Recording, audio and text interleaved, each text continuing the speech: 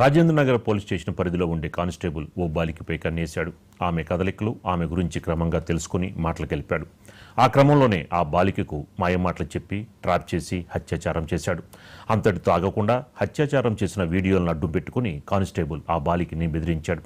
ఆ విధంగా వీడియోలతో బెదిరిస్తూ పలుమార్లు ఆ యువతిపై అత్యాచారానికి పాల్పడ్డాడు. ఆ నేపథ్యంలో యువతి ప్రవర్తనలో మార్పు చూసిన ఆమె తల్లిదండ్రులు నిలదీయడంతో అసలు విషయం వెలుగులోకి వచ్చింది.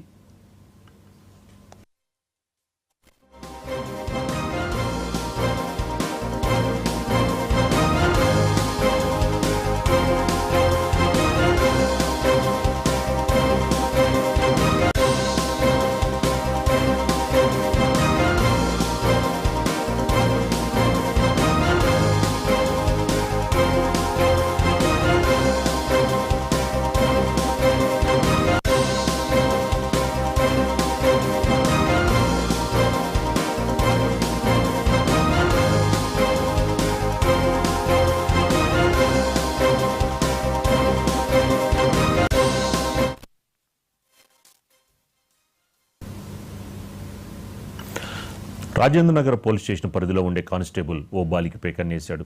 ఆమె కదలికలు, ఆమె గురించి క్రమంగా తెలుసుకుని మాటలు కలిపాడు. ఆ క్రమంలోనే ఆ బాలికకు మాయమాటలు చెప్పి ట్రాప్ చేసి అత్యాచారం చేశాడు. అంతటితో ఆగకుండా అత్యాచారం చేసిన వీడియోలను అడ్డు పెట్టుకుని కానిస్టేబుల్ ఆ బాలికను బెదిరించాడు. ఆ విధంగా వీడియోలతో బెదిరిస్తూ పలుమార్లు ఆ యువతిపై అత్యాచారానికి పాల్పడ్డాడు. ఆ నేపథ్యంలో యువతి ప్రవర్తనలో మార్పు చూసిన ఆమె తల్లిదండ్రులు నిలదీయడంతో అసలు విషయం వెలుగులోకి వచ్చింది.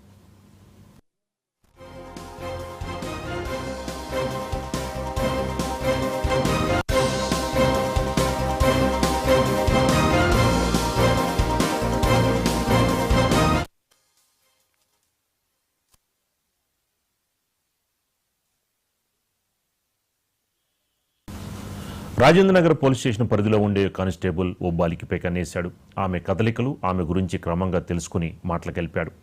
దీనిపైన మరింత సమాచారం మా క్రైమ్ బ్యూరో చీఫ్ మధు అందిస్తారు. మధు, తన సెల్ ఫోన్ లో మార్ఫింగ్ వీడియోలు చేసి ఆ మార్ఫింగ్ వీడియోల ద్వారా బాలికలను బెదిరించి దొంగపరుచుకున్నటువంటి కానిస్టేబుల్ ను పోలీసులు అయితే అభిషేకిస్తున్నారు.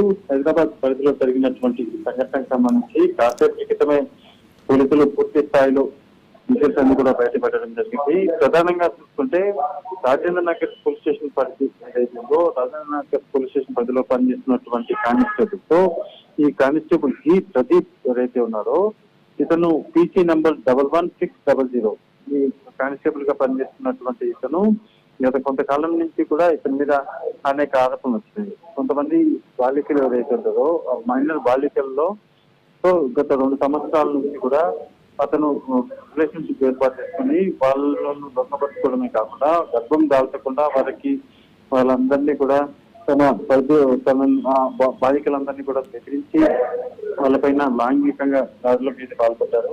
అయితే ఈ నేపథ్యంలోనే బాలిక తల్లిదండ్రులు ఇచ్చినటువంటి ఫిర్యాదు ఆధారంగా రంగంలోకి దిగినటువంటి పోలీసులు పూర్తి స్థాయిలో వివరాలు ఆలోచించినప్పుడు అతని మొబైల్ ఫోన్ లో కొన్ని వీడియోస్ కూడా బయటపడ్డాయి. వాటి ఆధారంగా కూడా ఇంకా బాధితులు ఎవరైనా ఉన్నారా అనే కోణంలో అయితే విచారణ మొదలు పెట్టడం జరిగింది.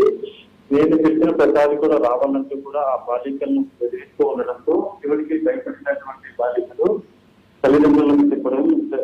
తల్లిదండ్రులు కాస్త పోలీసులకు చెప్పడంతో ప్రస్తుతం పోలీసులు ప్రదీప్ అయితే రిమాండ్కి అయితే తరలించారు.